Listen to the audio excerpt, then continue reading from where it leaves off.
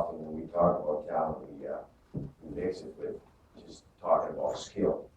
And I think there's a big difference between skill and talent. And a lot of the people that play professional sports, it's so competitive before you get to the top level, they have basically the same skill set. A lot of the physical attributes are close to each other anyway. But the ones that make it to the top, their talent is here and here. And that, I think that when you define talent, you have to take the mental capabilities, the perseverance, the dedication, the ability to go through the long stretches of disappointments and always keep going, believe in yourself, believe in your dream. I think those are the key elements of talent that we don't often enough talk about.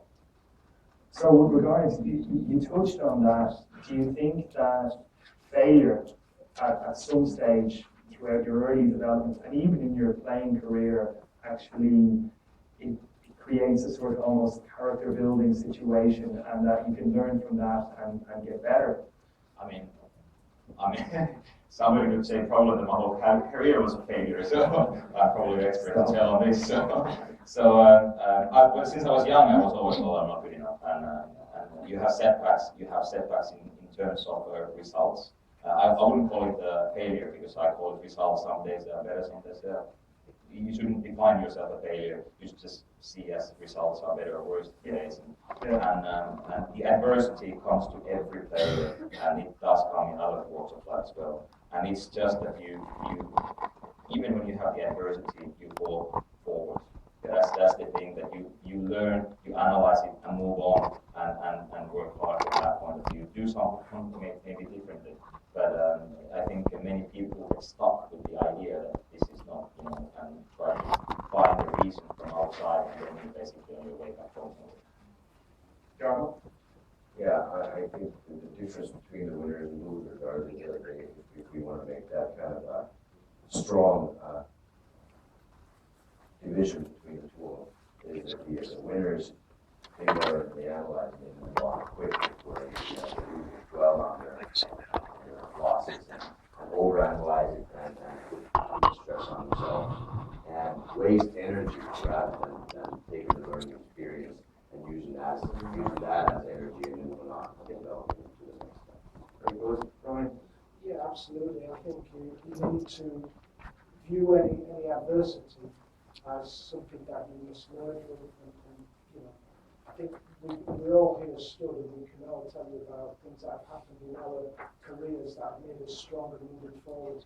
And I think to get to the top, you have to use those adversities as part of your movement forward, that it becomes part of your mentality. Yeah, I think Brian said a very interesting and very important thing before here, that if you only do what you can, like what with your abilities, like on your comfort zone, you will not succeed. But you have to do outside the comfort zone. You have to do things there. You have to basically not do what you can, but you have to try to do what is your potential. And that means that sometimes you have to dare to fail. You have to dare to fail to be able to succeed sometimes. Because otherwise you just stuck in the same line and don't grow. Yeah, I think in professional sports, the biggest mistake is being afraid of making a mistake. So you have to have the courage to kind of put yourself out there and get 100% involved and never be afraid of the failure. Otherwise, it's going to make you stiff. And on professional sports, at the top level, it's all about instinct. You don't have the time to think and overanalyze and get worried about making a mistake, because then you're too slow already making a decision. It all has to happen on an instinct level from your spinal cord automatically, and it doesn't allow you to overanalyze or be worried about making a mistake.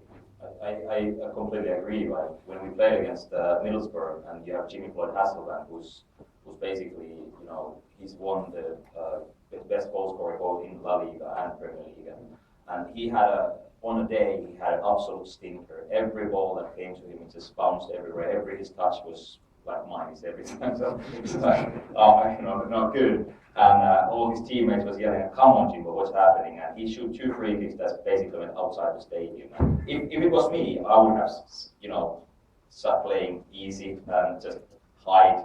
But there was 89 minutes play, they got a free kick. He basically physically fights against Juninho and Mendieta, that was pretty damn good, free kick takers themselves. He physically fights that I shoot because I'm the man. And he did shoot, and it was his only good touch in the game. He shot 1-0 and man of the match next day, even though everybody knows that he only had one good touch on the game. So it means that it doesn't matter what's happened, you have to find that one. Very good points. And you spoke about adaptation and learning from, as you said, experiences that were not so good and better. We won't use the term failure. And I just wanted to get your perspective, because you've all played, you've come out of your comfort zone effectively.